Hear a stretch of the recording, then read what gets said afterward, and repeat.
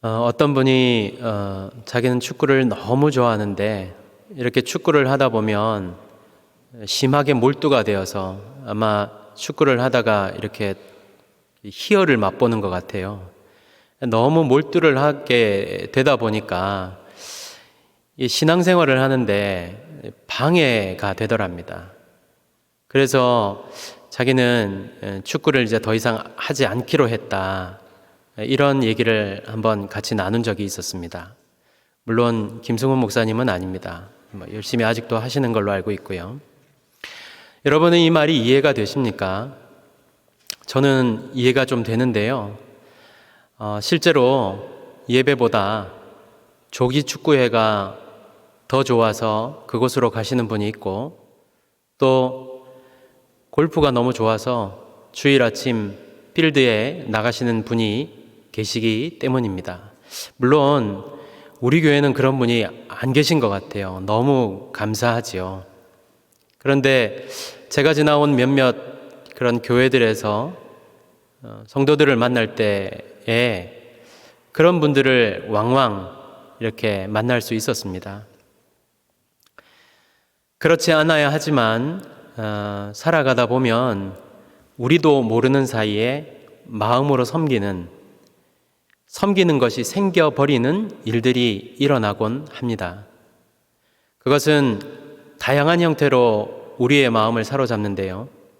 대표적으로 물질일 수도 있고 자녀일 수도 있고 또 어떤 물건이 되기도 합니다. 마치 그 스펀지가 물을 머금듯 처음에는 조그마한 물방울로 시작을 하지만 점점 그 무게가 더해져서 결국에는 스펀지 전체가 적셔져서 스펀지보다 물의 무게가 더 커지는 결과를 보는 것처럼 말입니다. 질문을 하나 하고 시작을 할까요? 여러분의 마음에는 지금 무엇이 자리 잡고 있습니까? 혹시 그것이 하나님의 자리를 대신하여서 하나님보다 더 앞서고 있지는 않으십니까? 오늘 우리는 이 마가복음에 어떤 재물이 많은 사람에 대해서 나누게 될 텐데요. 이 이야기를 통하여서 우리가 주님을 잘 섬기고 살고 있는지 우리 자신을 돌아보는 시간을 갖기를 바랍니다. 예수님께서 길을 가실 때 어떤 사람이 영생의 문제를 가지고 나와 질문을 하였습니다. 예수님은 그에게 계명을 말씀하셨지요. 그는 이 계명들을 어려서부터 잘 지켜왔다고 그렇게 얘기를 합니다. 이 대답에 예수님은 그럼에도 한 가지 부족한 것이 있는데 네가 가진 것을 가난한 사람에게 주라고 하시면서 그러면 하늘의 보화가 너에게 있을 것이라고 말씀합니다. 이 말씀에 질문을 들고 왔던 사람은 근심하며 슬픈 기색을 띠고 돌아가게 되지요. 마태복음에서는 이 사람은 청년이라고 말하고 있습니다. 그리고 이 청년은 재물이 많다고 합니다. 누가복음 18장 18절에서는요. 이 청년을 가리켜서 어떤 관리라고 하는데요. 관리라고 해석된 이 명칭은 복음서에 따르면 아무나 관리라고 지칭하지 않습니다. 관리라는 명칭은 로마 정부에 의해 임명된 정부 관리일 수도 있고 회당을 맡아보는 사람일 수도 있으며 사내들인 회원을 가리키기도 합니다. 이렇게 말씀을 드리면 소위 말하는 어느 정도 성공한 사람인지 알 수 없기 때문에 사내들인 회원으로 간단하게 설명을 드리자면요. 사내들인 법정에는 약 71명의 회원들로 구성되어 있는데 이곳은 사형 언도까지 내릴 수 있는 강력한 권위를 가진 그런 법정이었습니다. 이 청년이 바로 그런 권위 있는 법정의 회원이었다는 것입니다. 이렇게까지 했는데도 별로 놀라지 않으시면 어떻게 설명을 드려야 될지 모르겠습니다.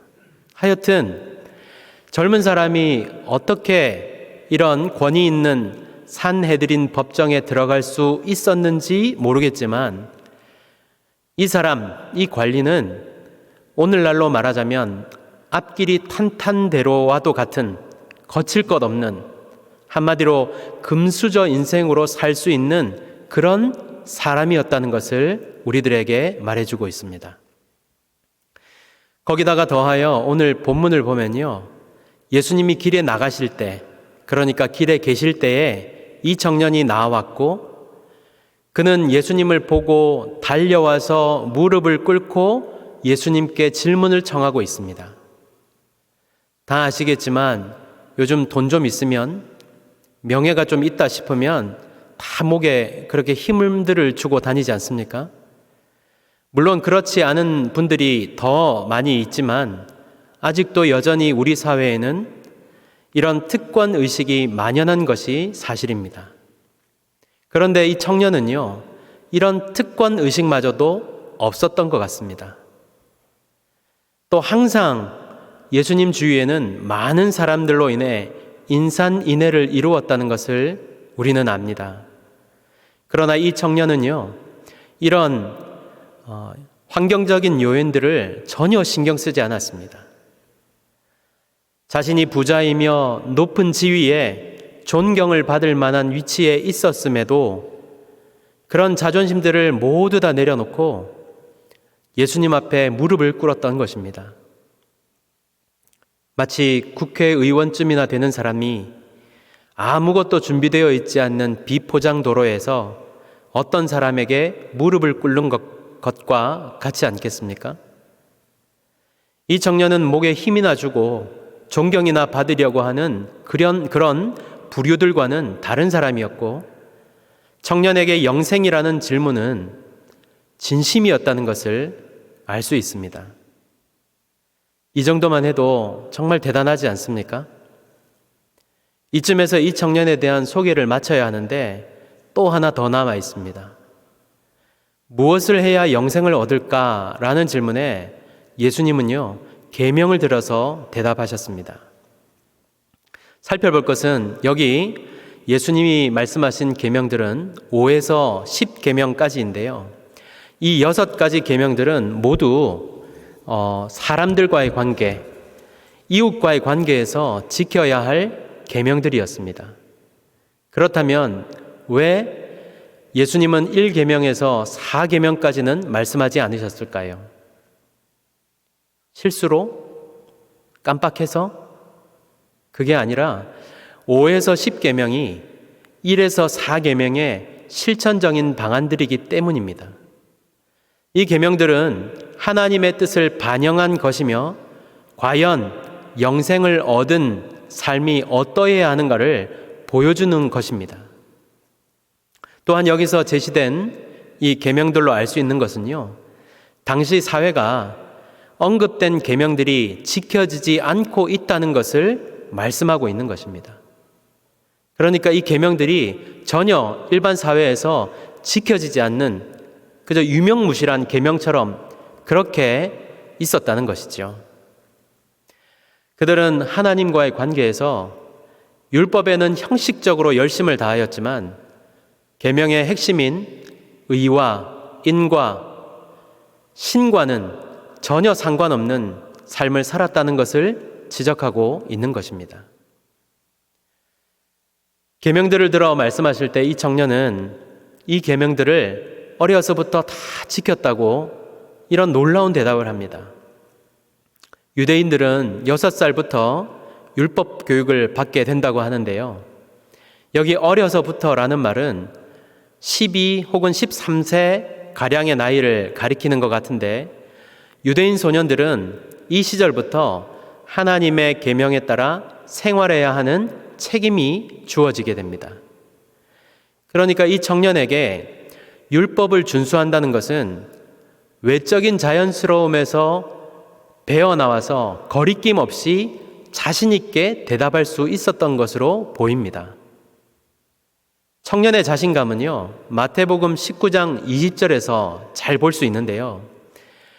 이 모든 것을 지켜 싸운데 아직도 무엇이 부족하니까? 라는 대답으로 계명을 지키며 사는 데 있어서 누가 뭐라 해도 부끄러움이 전혀 없다는 강한 자신감을 보여주고 있습니다.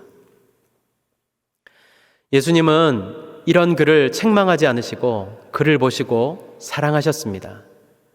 이 말은 마가복음에서 나타나는 독특한 표현인데요. 보시고라는 말은 예수님께서 무엇인가를 뚫어지게 예의주시하듯 바라보시는 것을 의미합니다.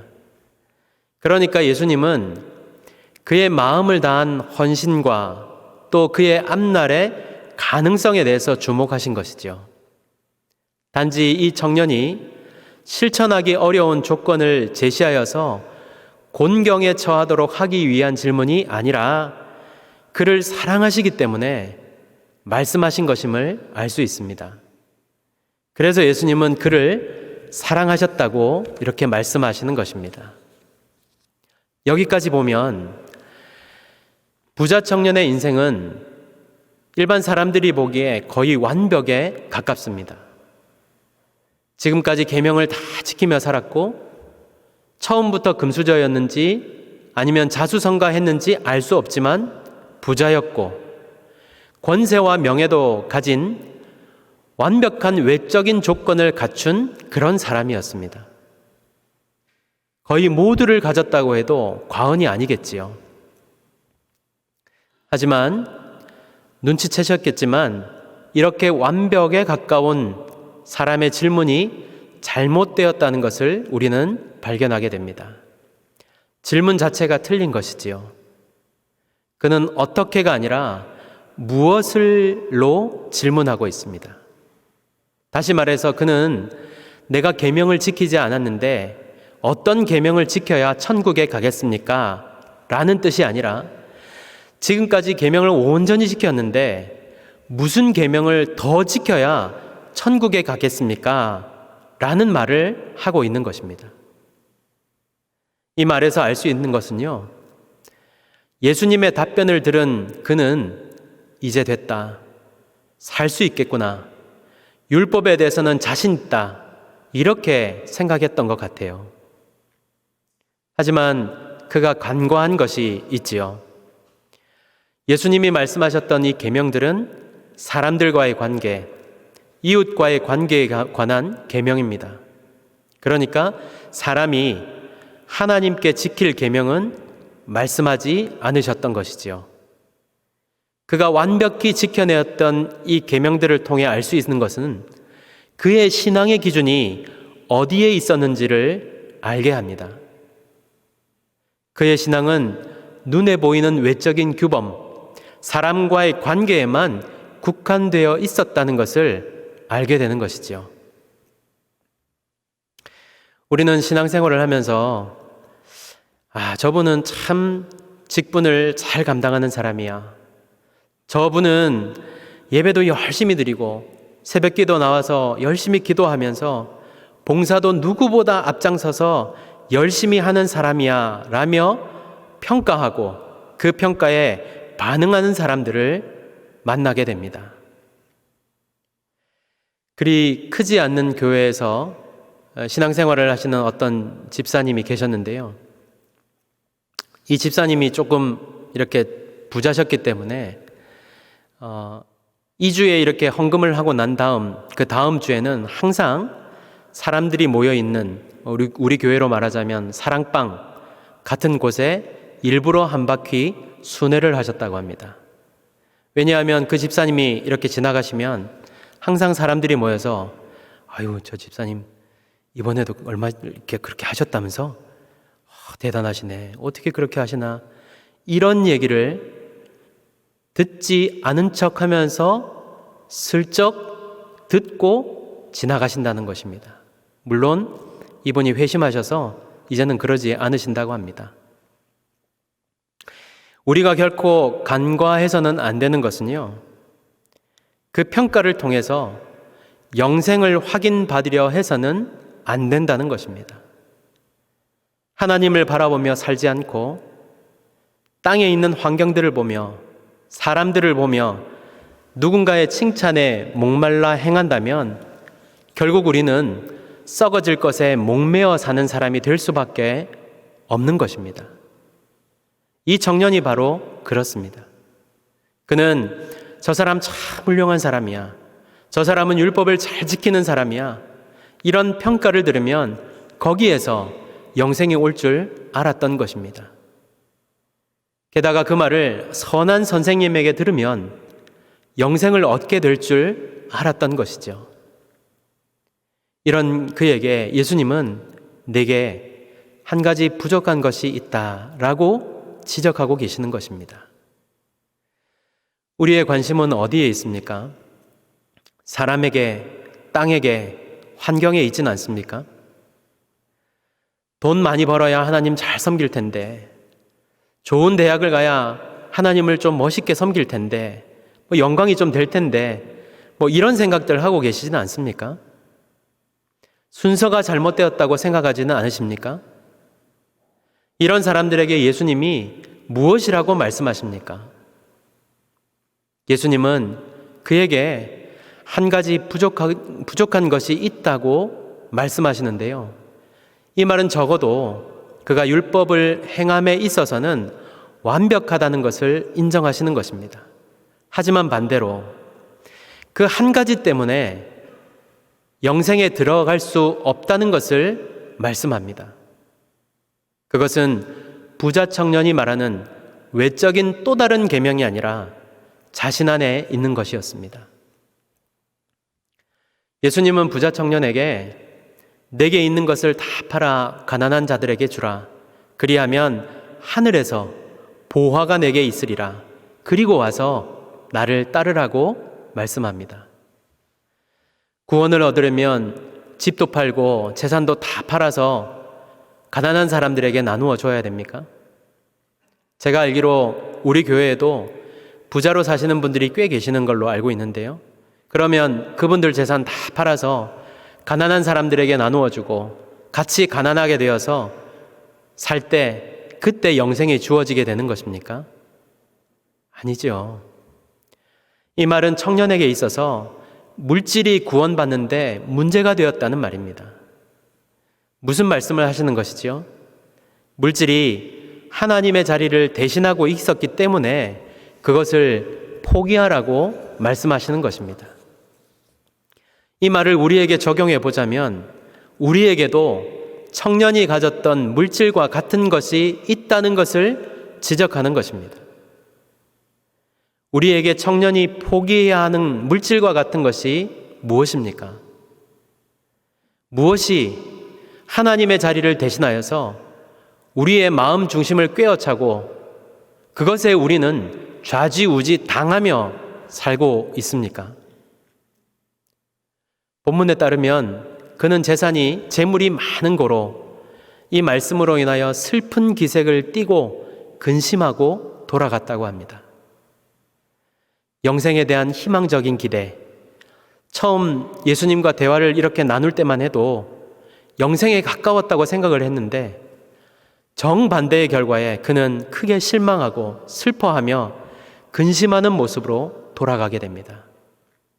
여기 근심하며 라는 말은요, 마음이 심히 상할 만큼 슬퍼하다라는 뜻으로 자기 마음속으로 하나님을 섬기고 있다고 생각하고 살았는데 그게 아니라 자기 마음속에는 물질이 하나님이었다는 것을 비로소 알게 되었다는 뜻입니다. 외적 기준이 아무리 화려하다 해도 그것의 영생에 있는 것이 아닙니다. 그런데도 사람들은 오늘도 외적 조건을 충족시키려고 얼마나 많은 몸부림들을 치면서 살아가고 있습니까? 그것이 내 마음의 우상이 되어서 나를 사로잡고 있음에도 깨닫지 못하는 우리들을 이 부자 청년을 통해서 깨우쳐주고 있는 것입니다. 오늘 이 부자 청년의 이야기는요, 꽤 희망적이며 선한 모습으로 시작하고 있지만 비극으로 끝을 맺고 있습니다. 이후에 그가 어떻게 하였는지는 알 수 없습니다. 어떻게 되었는지는 알 수 없습니다. 하지만 그가 보여주고 있는 것은요, 이 문제를 깨닫고 깊은 고뇌에 빠졌다는 것입니다. 하지만 문제는 고민과 고통만으로 충분하지 않다는 것입니다. 버려야 살 길이 열리기 때문입니다. 예수님은 오늘 우리들에게 이 부자 청년을 통해서 우리가 집착하고 있는 것을 버리고 영생의 길을 쫓으라고 저와 여러분을 초청하고 계십니다. 성경은 오직 예수 그리스도를 아는 것만이 곧 영생이라고 말씀하고 있습니다. 요한복음 17장 3절에서 영생을 이렇게 말씀합니다. 영생은 곧 유일하신 참 하나님과 그가 보내신 자 예수 그리스도를 아는 것이니이다 라고 말입니다. 영생은 예수 그리스도와 인격적으로 동행하는 것을 말합니다. 하나님이 영생의 본질인 것이지요. 부자 청년이 간절히 원했던 그 영생은 다른 곳에 있는 것이 아닙니다. 하나님과의 인격적인 만남에 들어가는 것입니다. 더불어 영생이 있는 사람은요, 지금 당장의 어려움에 흔들리지 않습니다. 예수 그리스도가 그 마음에 있는 사람은 직장이나 사회 속에서 고전을 면치 못한다 할지라도 넉넉히 이기며 살 수 있습니다. 다시 말해서 이 땅에서의 삶의 형편에 상관없이 영생을 소유한 사람은 낙심하거나 절망하지 않게 됩니다. 왜냐하면 영생의 소망이 그 가운데 있기 때문이지요. 예수님은 지금 우리가 집착하고 있는 그것을 정확하게 꿰뚫어 보시며 알고 계십니다. 마음 깊은 곳에 숨겨진 욕심, 욕망, 교만, 하나님 자리를 대신하고 있는 것 등으로 가득한 우리의 마음을 보시고 말씀하시기를 내게 한 가지 부족한 것이 있다고 말씀하시면서 그것부터 없애라고 경고하고 계십니다. 오늘 이 부자 청년을 통해 내게 주시는 말씀을 온전히 받고 하나님 앞에 철저히 마음을 내어드리는 우리 모두가 되기를 바랍니다.